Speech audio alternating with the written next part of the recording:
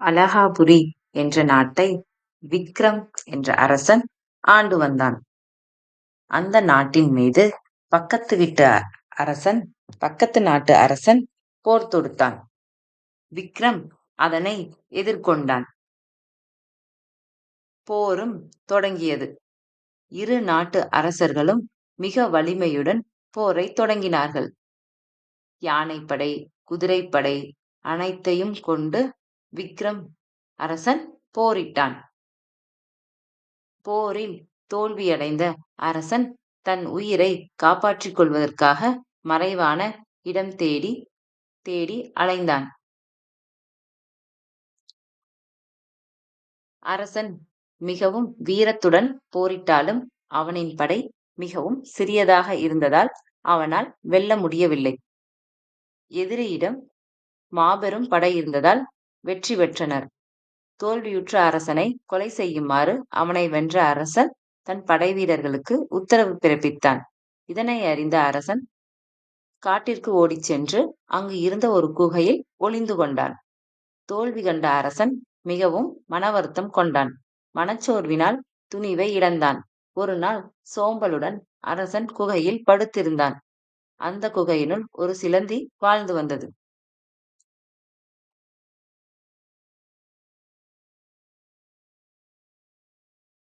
அரசன் மிகவும் சோர்வாகவும் களைப்பாகவும் தென்பட்டான். அந்த குகையில் படுத்து உறங்கினான். யோசித்தான்.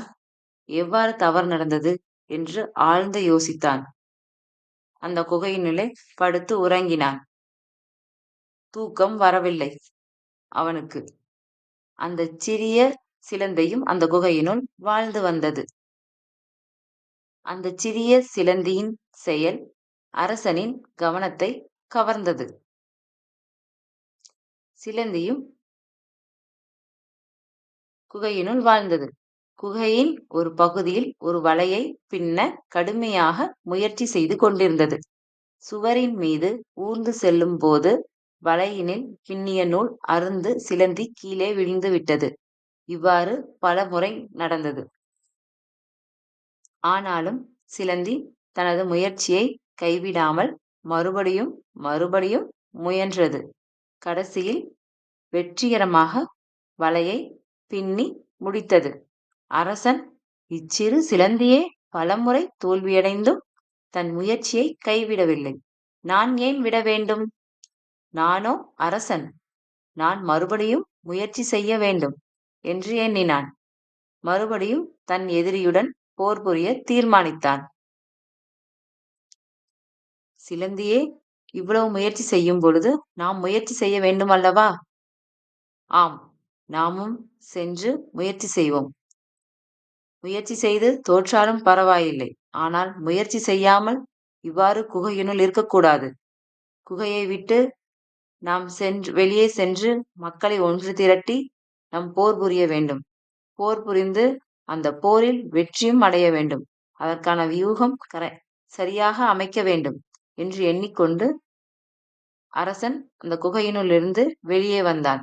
மிகவும் தெளிவுடனும் புத்தி கூர்மையுடனும் யோசனையுடனும் நாட்டிற்கு திரும்பினான். காடுகளை கடந்து வெளியே வந்தான் அரசன். அரசன் அவ்வாறு வெளியே வரும் பொழுது அங்கே உள்ள தனது மக்களை சந்தித்தான்.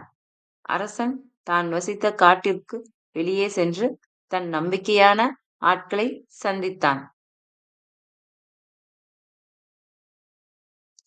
தன் நாட்டில் உள்ள வீரர்களை எல்லாம் ஒன்று சேர்த்து பலம் மிகுந்த ஒரு படையை உருவாக்கினான். தன் எதிரிகளுடன் தீவிரமாக போர் புரிந்தான். கடைசியில் போரில் வெற்றியும் பெற்றான்.